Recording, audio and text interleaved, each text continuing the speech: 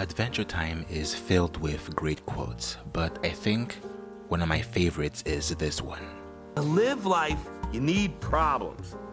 That's so stupid! I think many people misinterpret this quote.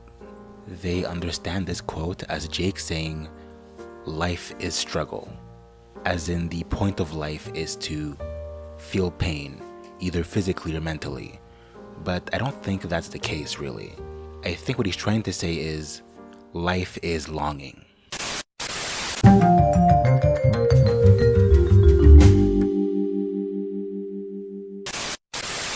When I say longing, I don't mean the need for basic necessities. What I do mean is the want for social or material gain, which in the grand scheme of things don't really matter.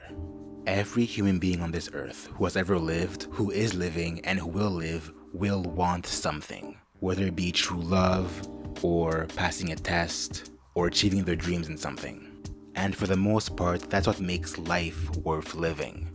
The chase, if that makes sense. The continuous struggle for wanting something and working as hard as you can to get it.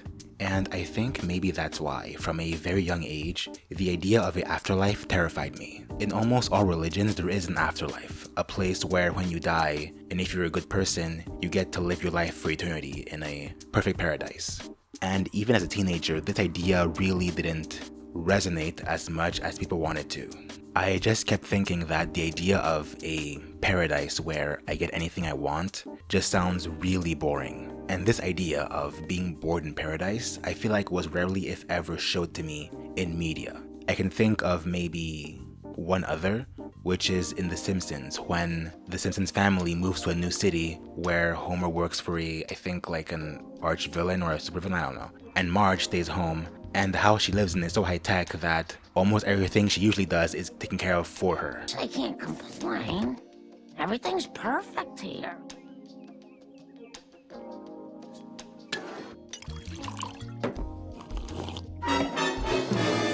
And you can just tell that this fact makes her really anxious, that she has basically nothing to do in life anymore.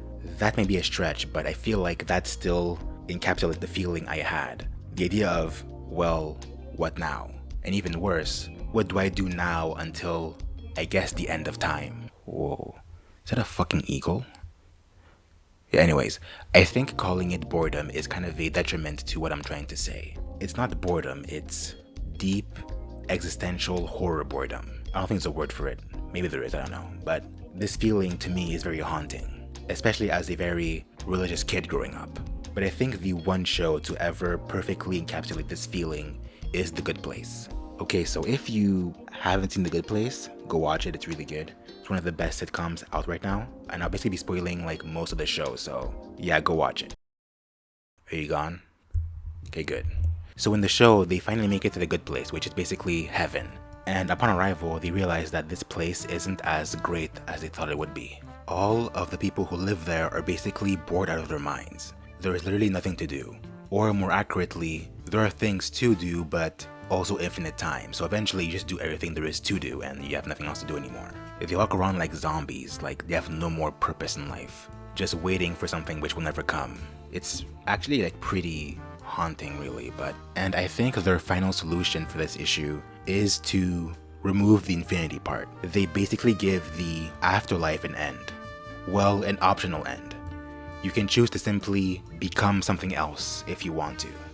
Not really reincarnation, but who you are as a person, your soul, being dispersed into many other things in life. And this optional ending to the afterlife gives people the want to want again, as they can now see the possible ending to this journey.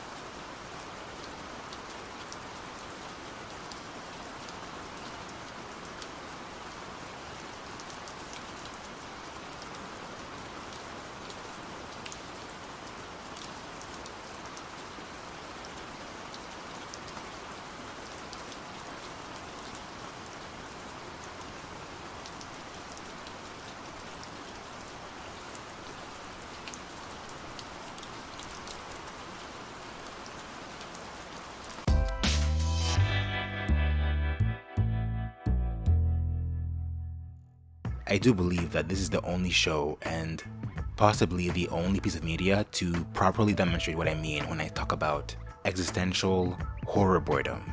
Before things changed, The Good Place is in many ways just a terrible place to live in. And the changes made to it brings it closer to a more realized paradise. But even then, I'm still not satisfied. Like, really?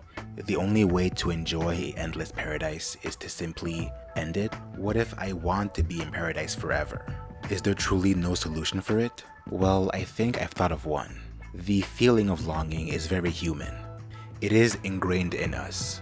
But even then, those wants are still limited by a human lens. In other words, what we want is restricted by our human experiences and what those experiences believe to be worth longing for. In that sense, a method to increase longing is to expand what we believe is worth longing over.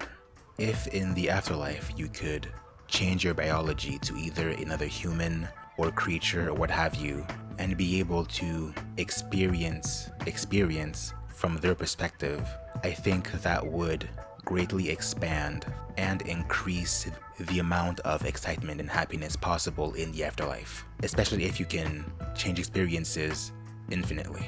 Did I just reinvent reincarnation? Whatever. I think I'm done. Thanks for watching and subscribe if you want. Peace.